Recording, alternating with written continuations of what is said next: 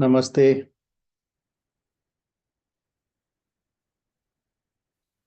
Pranam Maharaj. Namaste. Namaste. Pranam Swamiji. Namaste. Welcome back. Thank you, Swamiji. Jai Ma. Jai Ma, Jai Ma. Pranam Maharaj. Namaste, Tom. Namaste.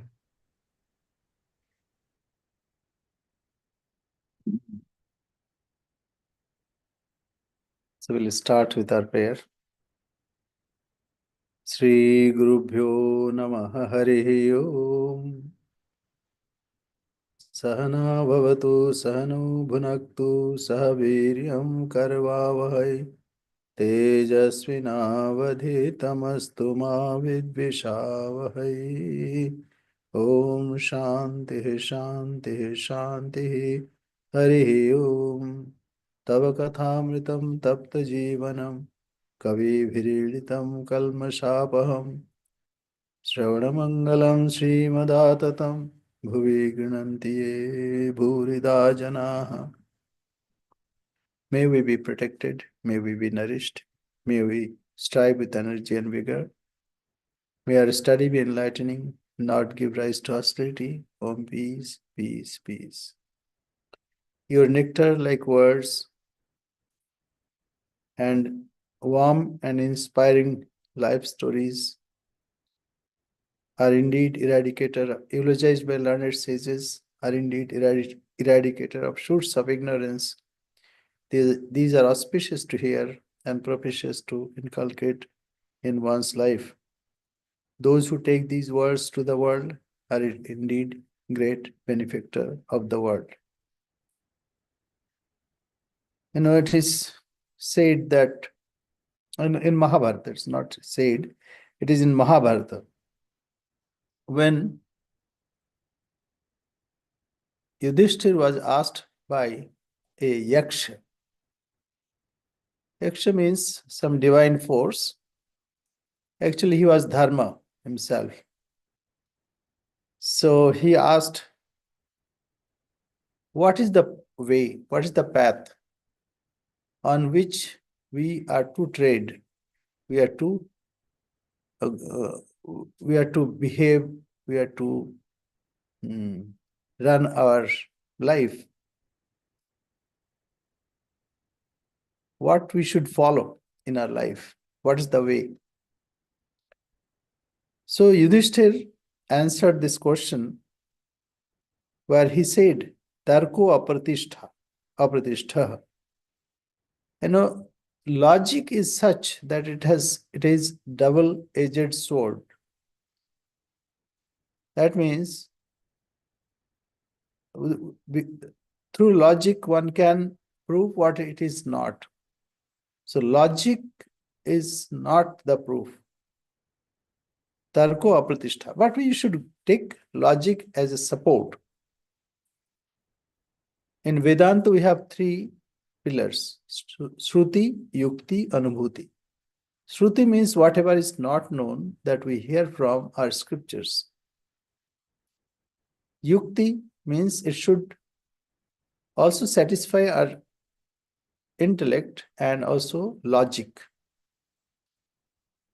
But the final word should be our experience, Anubhuti. So, though logic is not final, but we should take the help of logic to drive away whatever is not good, whatever. It's like policeman. When there is a policeman or cop, then all miscreants will be away from him. So, though logic is not fully foolproof, but we should take help of it. But anyway, tarko apratishtha shrutayo vibhinna. And when Shruti also, sometimes it is like dualistic, sometimes non-dualistic, and so many people can explain the same Shruti in different ways. So Shrutayo vibhinna. And then Naiko Rishir Yasya Matam Samanam. Matam Pramanam. And rishis should be, they are differing in their opinions. Therefore, what is that we should follow? Dharmaha, dharmasya tattvam, nihitam guhayam. But way of righteous behavior pattern is in and deep secret. It is like covered in a cave. Dharmasya tattvam nihitam guhayam. Mahajano yena gataha sapantha. The path followed by great one is to be followed. So many times we have many questions. What should I do? And this is human, that we all the time face this duality and also doubt that should I follow this or should I follow that? Even great one, even Arjuna faced the same thing. Arjuna had this doubt, should I kill them or should I not? Should I take a begging bowl and leave this say fighting arena or the field of war? So that was the question. So answer is given here, that Mahajana yena gataha sapanta. Doubts are very natural that we face every day. Therefore, we are to follow the great one, the path the great one have followed. So we should know their lives so that we can follow their way. Even in Upanishad, Taittiriya Upanishad, yesterday we are reading, what happens if you have doubt? So there also in Taittiriya Upanishad it says that atha yadite karma vichikitsa va vritta vichikitsa va syat. If you have doubt, then, and if you have a doubt about your duties and also in your how you should behave, etc., then what you do? Te tatra brahmana sammarshinaha yukta ayukta alukshaha dharma kamasyuhu tatha te tatra varteran. In that moment, what one has to do? He should follow those who are practicing righteousness. Because, the ways of divine,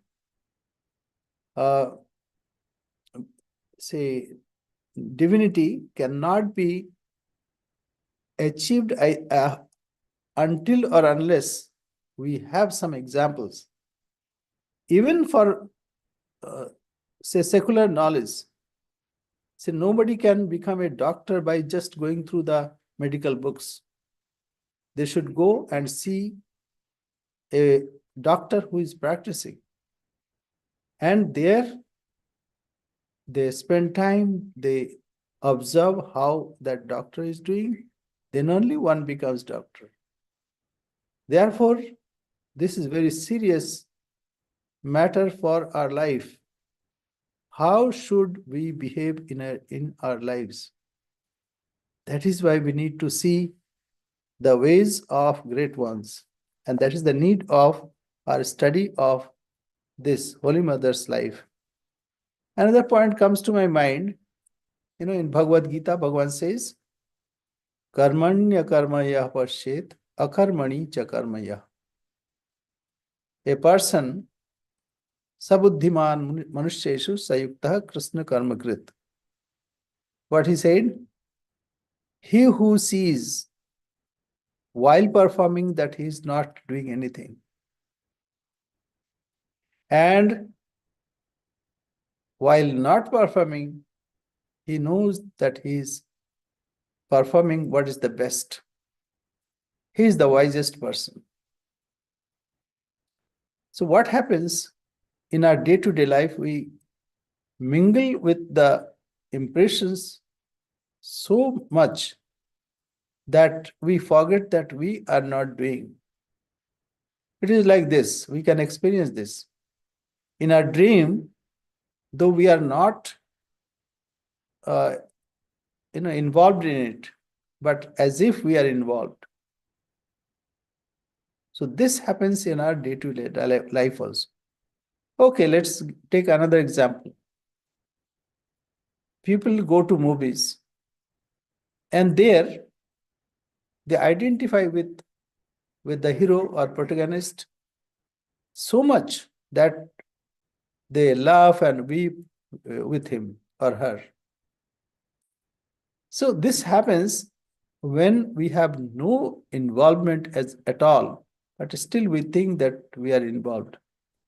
Like I'm speaking. So while speaking, this is natural that it comes, but actually speaking, I'm watching my speech. Why I'm saying this? Because the mother's life is like that. While doing so much and in diverse situations, but mother was unattached. Karmanya karmaya pashit. He who knows that he's not doing. And while not doing, he knows that he's doing the best. So this is a very, very secret, or we can say it's very difficult to understand until or unless we see a practicing person. And there we see Holy Mother, Sri Sarada Devi.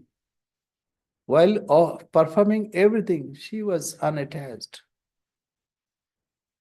And Sri Ramakrishna gave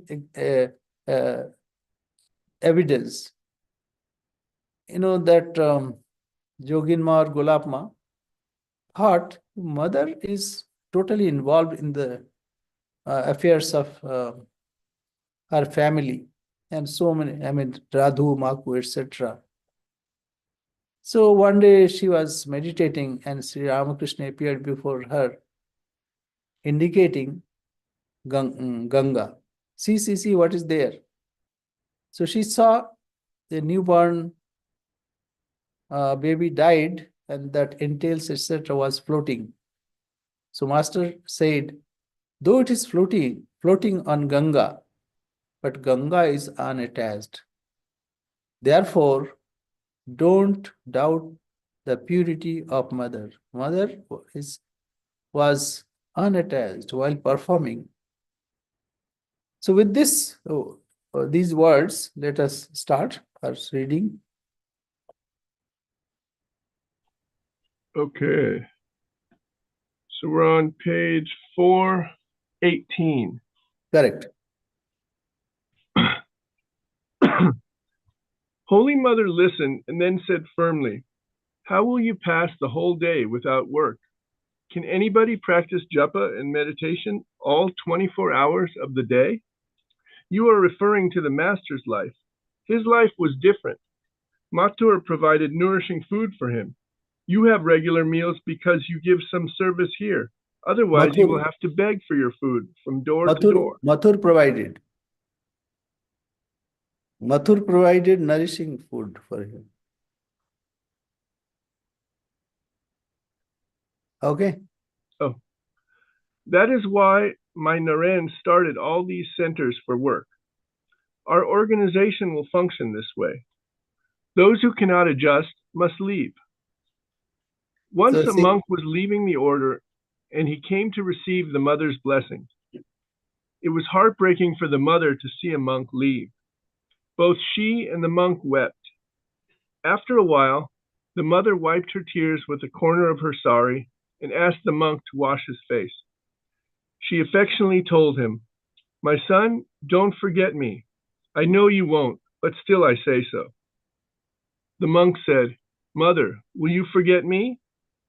Holy Mother replied, can a mother forget her son? Know for certain I will always be with you.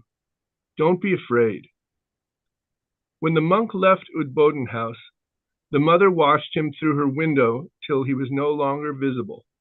So how this can be explained? How, though she was not involved, but she was involved. Mother never saw people different from her. It is her manifestations in different forms. So, and secondly, mother also instructed to have some work, some service, so that at least the food that one is eating, that it should be provided. For Sri Ramakrishna, Mathur provided nourishing food for him. But you have regular meals because you give some service here.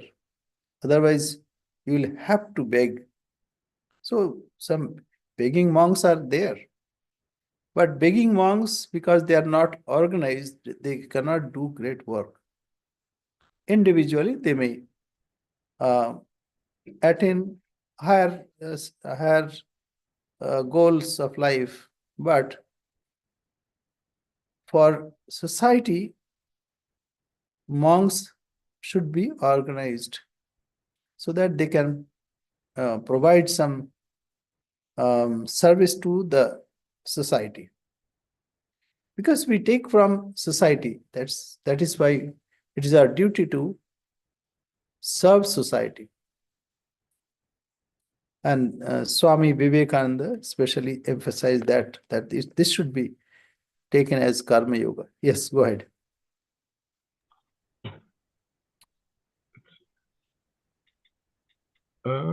Swami Sadananda. Yes. Swami Sadananda, a former station master in Hathras, was the first monastic disciple of Swami Vivekananda. He served his guru and the Ramakrishna order so intensely that he died on 18 February 1911 at the age of 46. Holy Mother came to him during his last illness. On 25 November 1910, during Sadananda's last illness, Holy Mother, along with Yogin Ma and Golap Ma, came to see him.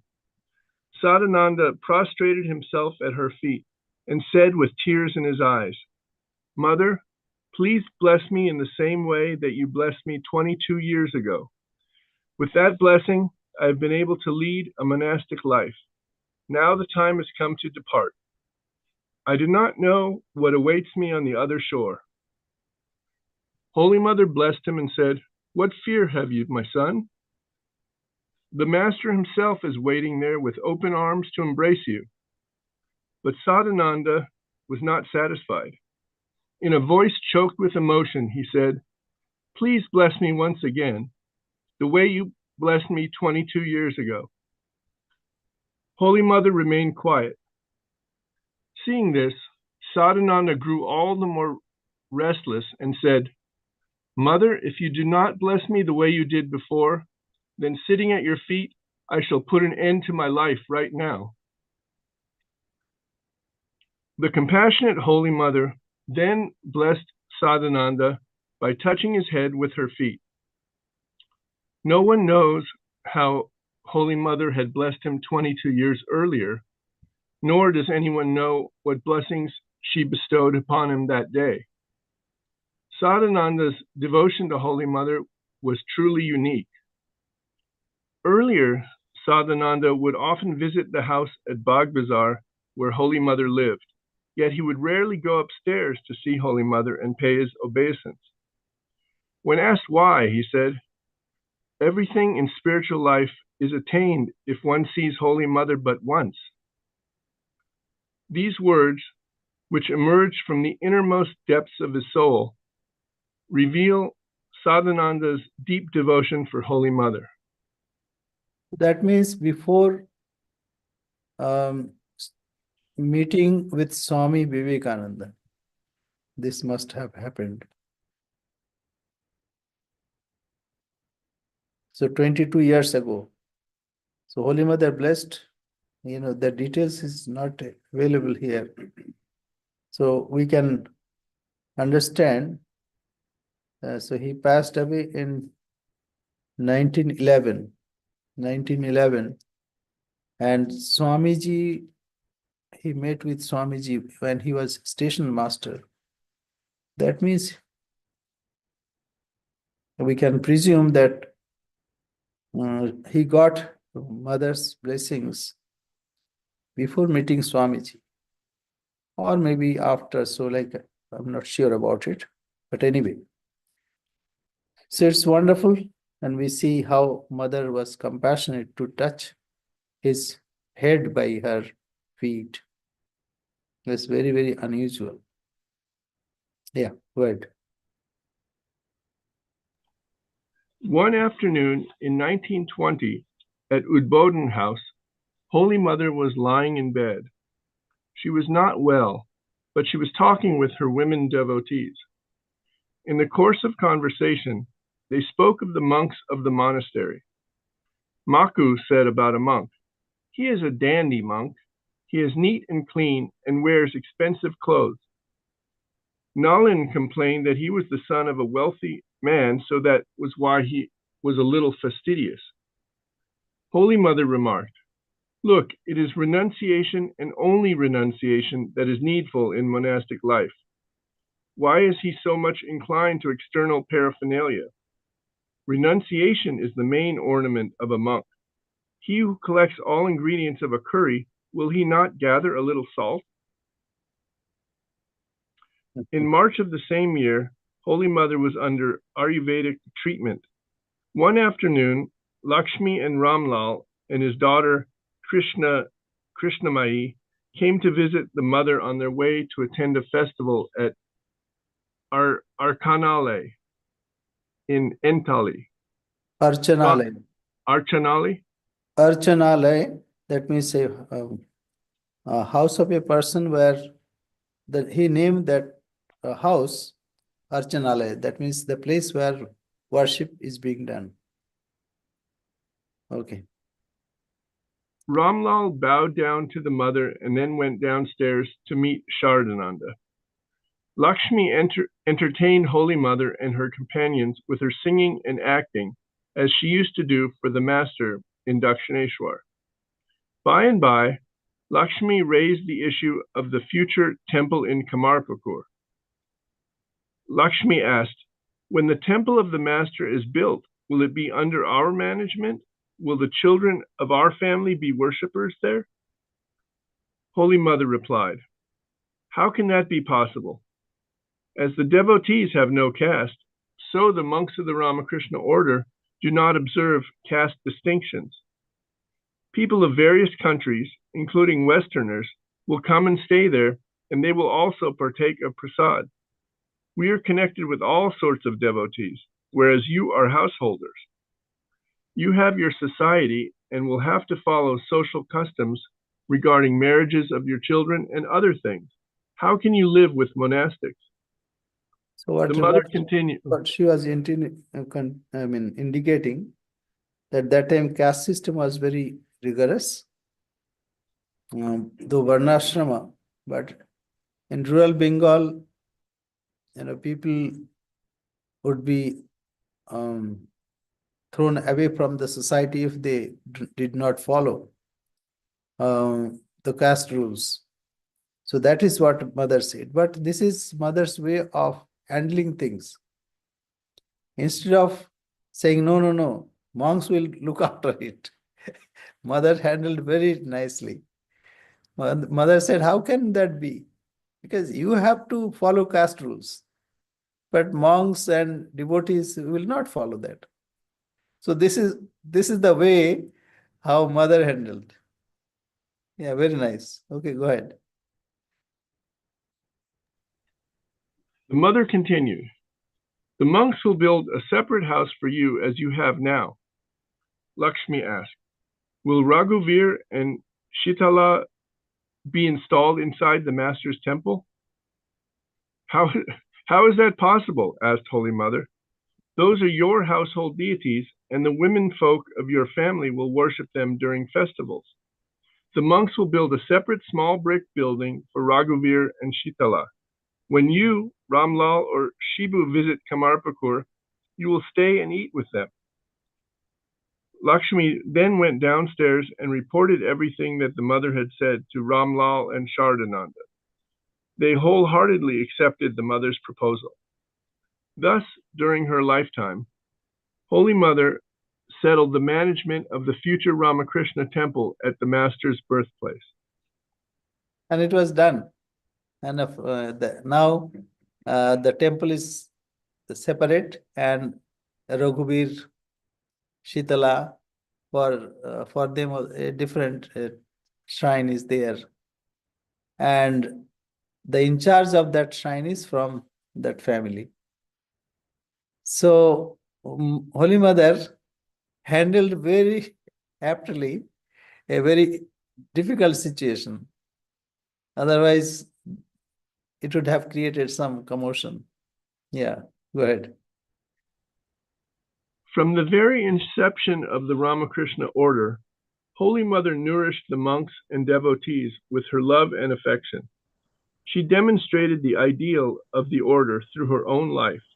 She always pointed out the goal of monastic life: purity and renunciation, unselfishness and truthfulness, mutual love and respect, selfless service, and dependence on God. To the householders, she also set the example of an ideal householder's life. In times of difficulty or crisis, she protected the order with her wise counsel and spiritual power. She was the order's source of inspiration and spiritual power. That is why she is called the Mother of the Order. Even her order was accepted by all, even Swamiji, Brahmanandaji, and Mahapurush Maharaj used to call her opinion, or if someone went to her, say, "Oh, you have gone to High Court." So there is no appeal after that. High Court that time is like a Supreme Court. So whatever she decided, that was accepted by all. So we go to the next mother of all. Ya Devi Sarvabhuteshu Matri Rupena Samstita Namastasya Namastasya Namastasya Namo Namo. Now Ya Devi Sarvabhuteshu, in all being, not only in women, in all being, even in lower animals, it is mother who is residing. Therefore, we are to offer our obeisance to her in all forms. Salutations to the Divine Mother who exists in all beings as the mother. Salutations to her again and again. Yes. Ordinary people think of a mother as a woman who gives birth to children, raises them, takes care of the household, and holds the family together. She might not be as physically strong as a man, but she is more patient and has more perseverance and endurance than most men. Her love and affection, selfless service and care, compassion and forgiveness make her great. In fact, a mother or wife is the anchor of a house, and without her, the house seems a desert. The Hindu scripture says, Grihini Griham Uchyate. A housewife makes the house. There is another old saying, men make houses and women make homes. They construct. Men make construct houses, but women, especially in Eastern, say like India, the center of gravity is mother. Mother manages everything. Okay, yeah, go ahead. The Hindu scriptures say that all women in the world are parts of the Divine Mother. But they cannot be considered the mother of all because they have a limitation. They do not feel and care for the children of others as they do for their own. But Holy Mother was truly the mother of all because she was an incarnation of the Divine Mother. She knew that she exists in all beings as the mother and that all living beings, men and women, birds and beasts, trees and plants, emerged from her cosmic body. There is a prayer in the Chandi. O Mother, you are the infinite power of God and the supreme Maya, which is the source of the universe. O Devi, you have enchanted the whole world with your divine enchantment. When you are gracious, you bestow liberation upon human beings. So this shloka also is from Chandi, as we know. Yeah. Go ahead. Mother of the universe. In the Vedanta tradition, a person's spiritual experience is ascertained in two ways. Sva samvedya, which means those thoughts and spiritual visions that are seen within one's own self and which are known only to one's self, and para samvedya, which means a person's thoughts and experiences that are visible to others. Holy Mother herself declared that she was the mother of the universe, and her life, speech, actions, and dealings with people convinced others that her statement was true. Ras Yeah. Bihari.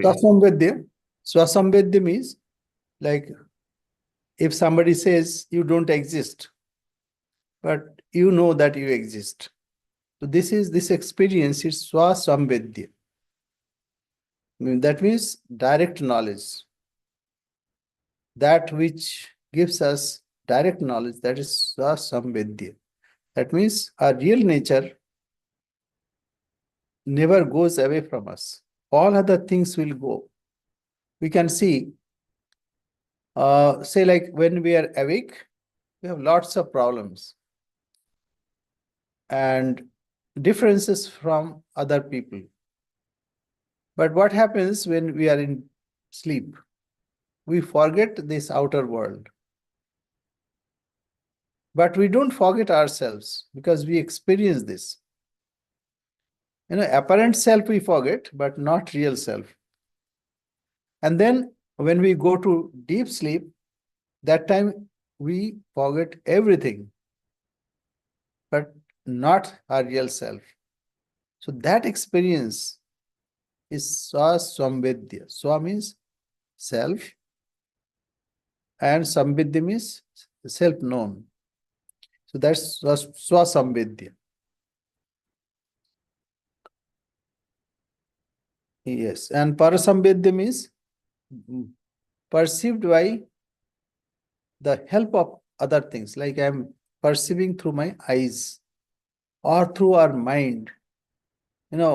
Many thoughts come to our mind. How we know? We know through our mind. So this is two different. One is swasambedya.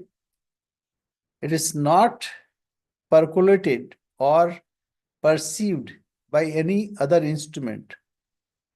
It is self-evident. And parasambedya means whatever we know by the help of others.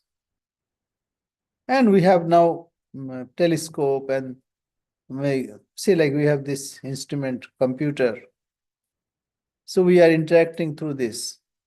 So all these are parasambedya. But what we know about our real self, that is swasambedya. Yes. Ras Bihari, later Swami Arupananda, a young man from East Bengal, went to meet Holy Mother at Jairambati on 1 February 1907. She was very fond of him because of his simplicity and guilelessness, and she made him one of her attendants.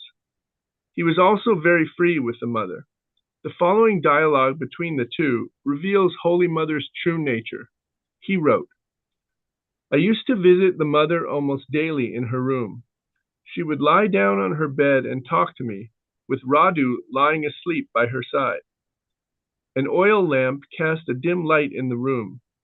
On some days, a maidservant rubbed her feet with medicated oil for rheumatism. One day she said to me in the course of conversation, "Whenever the thought of a disciple comes to my mind and I yearn to see him, then he either comes here or writes a letter to me. You must have come here prompted by certain feeling. Perhaps you have in your mind the thought of the Divine Mother of the universe." "Are you the mother of all?" I asked. Mother replied, "Yes." "Even of the subhuman beings, birds and animals?" "Yes, of these also." "Then why should they suffer so much? In this birth, they must have these experiences." Suffering, suffering actually teaches us a lot. Through suffering, then only we have abhorrence for this birth and death. Then we have supreme renunciation, para vairagya. When Buddha attained enlightenment, that time he experienced all his past lives and how much he suffered. So because of that, it gives a final kick, as it were. So in this life also we are suffering. We have various ways of suffering. And this will be present at the time of our final departure, so that we are not entangled here. So these experiences are important for us. And sometimes we think that it is pleasing, but actually that also is a kind of suffering. Yes. According to Vedanta, Brahman is existence, consciousness, bliss, absolute. Brahman is neither he nor she. But when that power of Brahman takes a form, it can be either Purusha or Prakriti, he or she. Moreover, the personal God can be both father and mother. A devotee once questioned Holy Mother's active role in the Master's spiritual ministry, saying that the spiritual consorts of other avatars did not take such roles. The devotee asked why she was different. She replied, "My son, you are aware that the Master saw the Divine Mother in all beings. This time, he left me behind to demonstrate the motherhood in this universe." And another thing, though this is also a way of thinking, that Supreme Brahman is not male or female.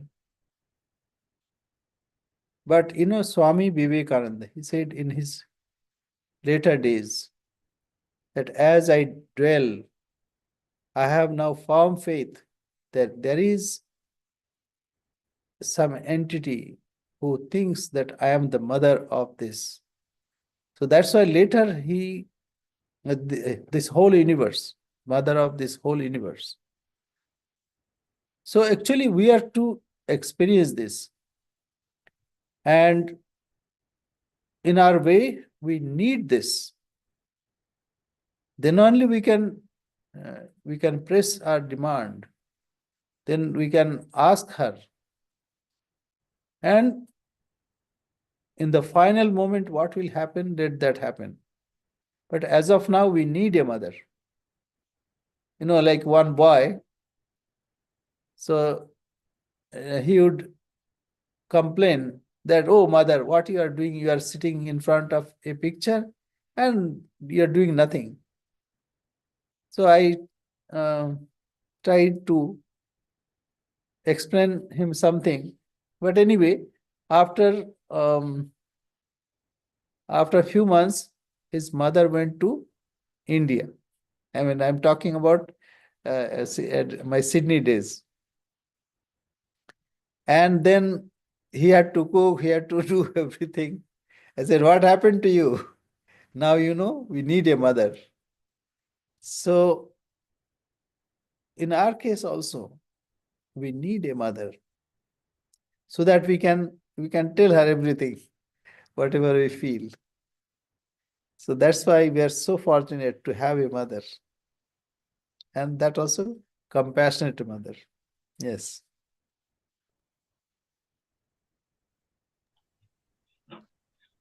Holy Mother as protector. Prabodh Chandra Chattopadhyay and his wife were disciples of Holy Mother. They lived in Sham Bazar village, which is 12 miles 12 miles from Jairambati. Inspired by the mother, Prabodh started a high school in Badanganj and became the first headmaster of that school. Rame, later Swami Garishwarananda, was one of its first students. Prabodh was also president of the village union board, but because of his popularity, he had some enemies. His son, Shiva Prasad Chattopadhyay, wrote, I heard this Ram incident Moy. from my father. Ram Moy, the Gaurishwaran, I have seen him. He was childlike. He would explain how he interacted with Holy Mother. He used to make rotis in the beginning, how he could not do, but later he was expert. And then another time about the rose, etc. So he would give, and I think you can hear his voice.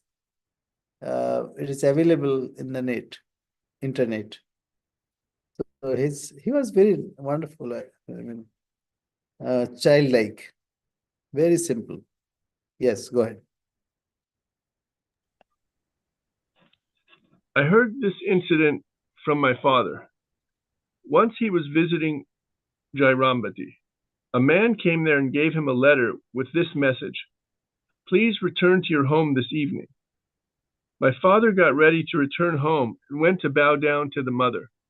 At that time, a few villagers had some enmity against my father for various reasons.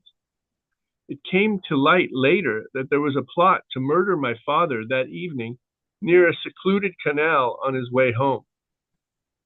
Upon hearing of the letter, the mother asked my father, do you recognize the handwriting of the person who has written this letter? Yes, I do, mother. Do you know the person who has come with the letter? No, mother, I don't know him. Then the mother said, my son, do not go home tonight. Tomorrow morning, go home through a different route via Maragiri with the watchmen Maragiri. Ambika and Rame. My father bowed down to the mother and said, all right, mother, I shall not go tonight. I shall go tomorrow according to your instruction. The next morning, he returned home with Ambika and Rame via Maragiri. My father later said, I never disobeyed the mother's order, whatever it might be. My father did not know about the murder plot, but the omniscient mother knew it. Later, I heard from my father that a case was concocted so that he should return home that night. Long after my father's passing, I verified this incident, which took place in 1917 through Swami Gaurishwarananda. The story of a Muslim bandit named Amzad also shows how Holy Mother protected those who took refuge in her. It is a fascinating tale of a Muslim robber who became a devotee of the Mother and played a wonderful role in her divine drama. Human beings are not born with friends or enemies. They make friends and enemies through their actions and their words. There is a saying, a small-minded person discriminates between a relative and a stranger, but all are considered relatives to a great soul. So I am Nija Paraveti. This is mine and that's others. Gananam Laghu Chetasam. This is cultivated by small-minded people. But Udara Charitanantu Vasudhaiva Kutumbakam. This is very oft quoted. For those who are liberal, those who are universal, for them, the whole world is his family. Vasudhaiva. Vasudhaiva means the whole world is his family. Vasudhaiva Kutumbakam. Yes.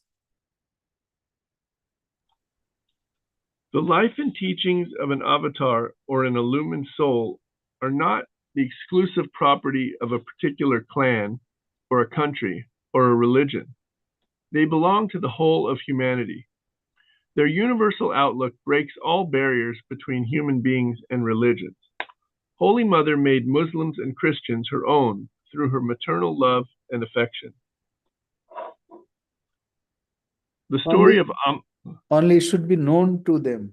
And of course, Mother has got so many ways of making people know. So, yes, at least we should know. Yes. The story of Amzad. Shiro Manipur is a predominantly Muslim village located 3 miles from Jairambati. Its inhabitants were forced by the English to make their living by cultivating silkworms. But the local silk industry could not compete with imported silk industries, so the villagers lost their jobs. Growing silk had kept them from cultivating rice and crops, so they had no food. To survive, they were forced to become bandits. The neighboring villagers were afraid and kept a vigilant eye on them. People refused to give them jobs, thinking that they might return at night to steal. As the saying goes, bad times do not come alone. In 1915 to 1916, there was a drought and famine in the Bankura district. The poor had no food, so they became desperate. During this time, a Muslim villager named Amzad was caught in a robbery and sent to jail. Amzad's mother, Fatima, and his wife, Matijan, came to Holy Mother for help. She fed them puffed rice and molasses, and then gave them rice, oil, cloths, and a rupee. When news of her assistance spread, other Muslim families came to the mother, and she helped them also. Eventually, the Ramakrishna Mission opened a relief center in Kolpara for the destitute. The rich and middle-class people of Sihar, Jipta, Fuluri, and Shambazar remained indifferent. All these years, the mother was living in her old cottage and using her 2 brothers' cottages for her disciples and out-of-town guests. As the number of disciples was increasing, Swami Shardananda felt that the mother needed a house of her own. Construction began on her new house in April 1915, and it formally opened on 15 May 1916. Bibhuti Ghosh, the mother's disciple, hired Amzad and other Muslim workers to construct the house, which had a thatched roof, a mud floor, and mud walls. Swami Arupananda was in charge of the construction. Some narrow-minded, fearful villagers tried to discourage Holy Mother from hiring convicted thieves, but she did not listen to them. She treated the Muslim workers with kindness and talked to them in her soft, sweet voice. Those Muslim workers, many of whom were formerly bandits, called her mother. Observing their good behavior, the villagers later said, "By Mother's grace, even these robbers have become devotees of God." Okay, let me say something. This what was the reason for this famine? That time India was colonized, and Britishers imposed on the cultivating the farmers to grow. One thing is the silkworm, and another is neil. That means that something blue, that to cultivate that, because that was cash crop that time. So what happened because of that? People started growing those. Secondly, whatever produce the rice and wheat, etc., that was taken away for um, uh, for export and to England and other places. So that was the main reason why India suffers. India, especially Bengal, suffered so many uh, famines. So this was the reason, and it happened, every alternate years or like that. Especially that time, Europe was preparing for war, or the war was going on that time. So because of that, food grains were exported to England that time. So anyway, that was the reason for this. And in social structure also, Muslims were looked down upon because of their eating beef, etc. That's one reason. And secondly, these were robbers. So that's why this is the people objected that, but Holy Mother adopted them. And not only that, later she said, Amjad is my son as Sharat is my son. So she equated with Sharat Maharaj, even a Nwara Brahman. So for her, she was not particularly for someone, she was for all. Yes. One day, the mother invited Amzad for lunch and served him on the porch of her house. Owing to caste prejudices, Nalini, the mother's niece, threw the food at Amzad's leaf plate from a distance. Holy Mother noticed this and said, "How can one enjoy food when it is served with such scorn? Let me wait on him properly." After Amzad had finished his meal, Holy Mother cleaned the place where he had sat with her own hands. Nalini shrieked, "Aunt, you have lost your caste." "Keep quiet," the mother scolded her. Then she added, "As Shard is my son, exactly so is Amzad." Sharat was a direct disciple of Ramakrishna, the secretary of the Ramakrishna mission, and a monk endowed with saintly virtues. Amzad was a Muslim and a convicted robber. Thus, Holy Mother demonstrated that she is the mother of the good and the bad. She also showed that kind treatment can enkindle faith in the heart of a weak, lowly man and prove to him that he is the son of the Divine Mother. Swami. Yes. So we are very much helped by Nalini because she would say the unthinkable, and we learn about Mother because of her. Right. That's in drama, somebody will doubt and somebody will answer. Similarly, even when Narendranath went to Sri Ramakrishna, he asked this question directly, "Have you seen God?" And Sri Ramakrishna replied, "Yes, I have seen God. I see him. I see him more, clearly than I'm seeing you." So all these are a divine drama. Yes, Nalini Didi did a great service for us. So देखना बहुत ज्यादा load ना हो जाए, हिलेगी फिर machine उससे देख लेना, मुझे नहीं. Okay, just a minute. Let me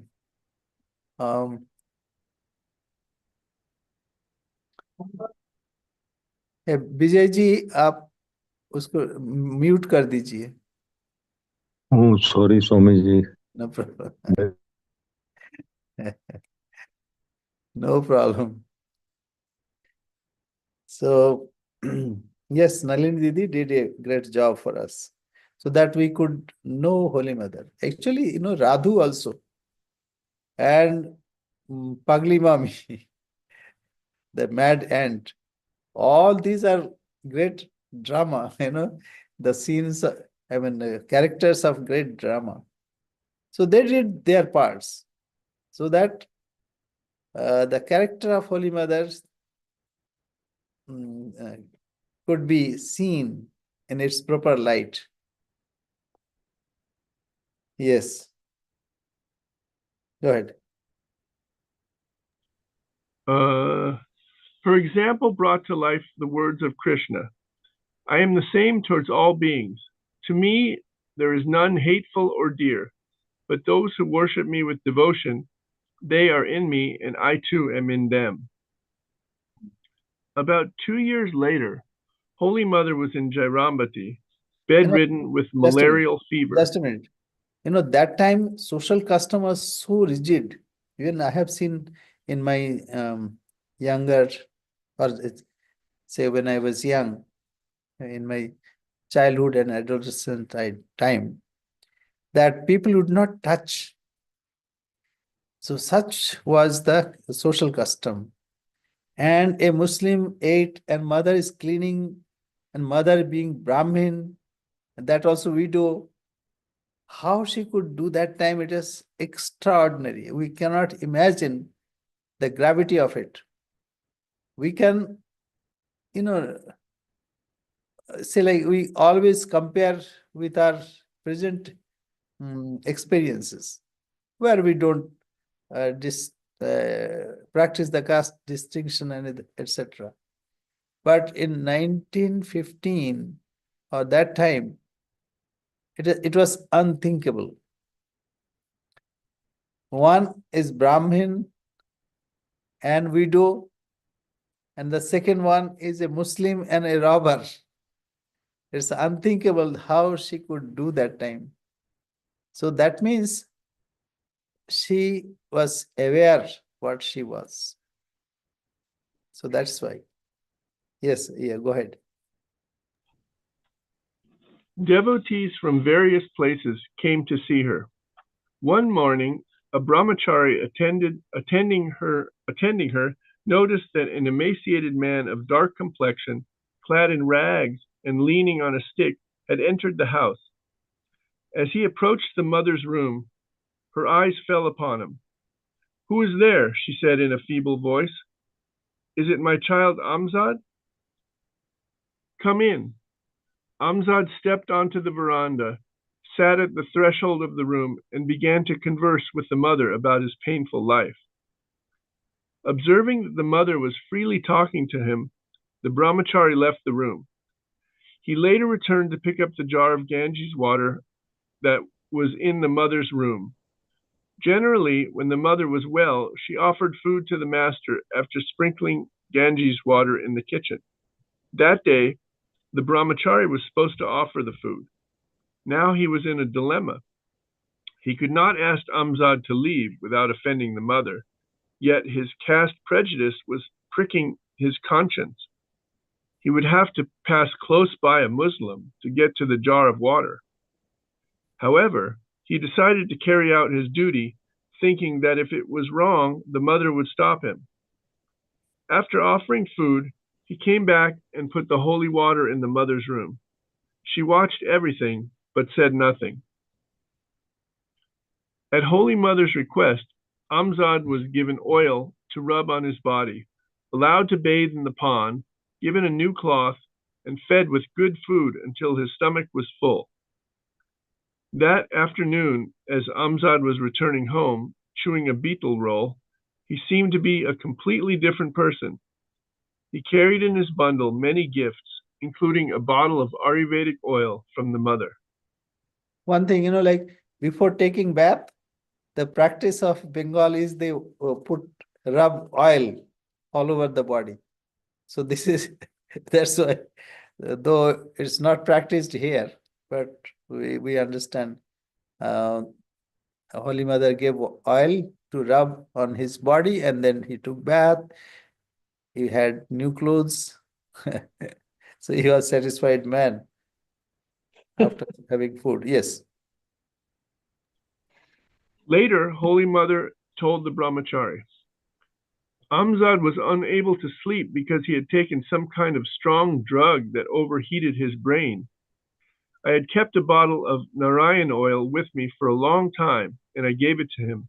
It will cool his brain if he uses it. That oil is very effective. Amzad soon recovered his health. Whenever he was informed that something needed to be done in the mother's house, he came immediately and performed the task faithfully. Once the mother lost her appetite due to a prolonged illness, the doctor suggested that she eat pineapples. That fruit was not in season in Jairambati. However, word was sent to Amzad, who searched in different villages until he found some pineapples for the mother. Despite the mother's affection, Amzad did not abandon his life of crime. The people of Jairambati were afraid of him, but due to his devotion to the mother, her village was free from robbery. Once, after being released from jail, Amzad returned home and found some pumpkins growing on his vine. He picked them and went straight to the mother in Jairambati. "I have been thinking of you for a long time," Holy Mother said. "Where have you been all these days?" He frankly replied that he had been in jail because he had stolen a cow.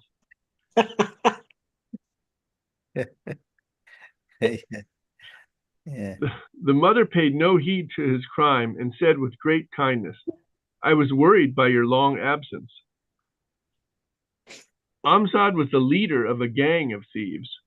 Vibhuti Ghosh recalled the following story, which Holy Mother told him with a smile. "Oh, Vibhuti, have you heard of Amzad's wit and intelligence? An immoral girl from an oil caste family of Sihar had a paramour. She offered money to Amzad to kill her husband. She told him to knock at the door gently at night, and she would open the door. He should murder her husband and leave immediately. According to the plan, Amzad knocked on the door at night, and the girl opened it. But instead of killing her husband, Amzad snatched her earrings and ran away. As a result, Amzad was sent to jail." Swami Ishananda wrote, "When the mother was in Calcutta during her last illness, a letter arrived from Jairambati with the news that Amzad had committed a robbery in the neighboring village of Chandipur and had been severely injured. After hiding for a few days, he was arrested. When she heard this news, the mother remarked, 'My goodness, oh Bharata, I knew his robbing instinct was dormant. Do you think I took care of him for no reason? I kept him under my control by feeding him and giving him various gifts. He always obeyed me like a servant, bending his head in humility. I lived with all my nieces and they have so much jewelry. You boys were not always around me, and moreover, you were very young.'" So this is another kind of management. So how to control even the kind of people like Amjad. So mother knew that giving a little gift and feeding them.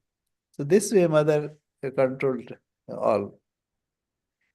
Anyway, of course with love, not that it was a show only.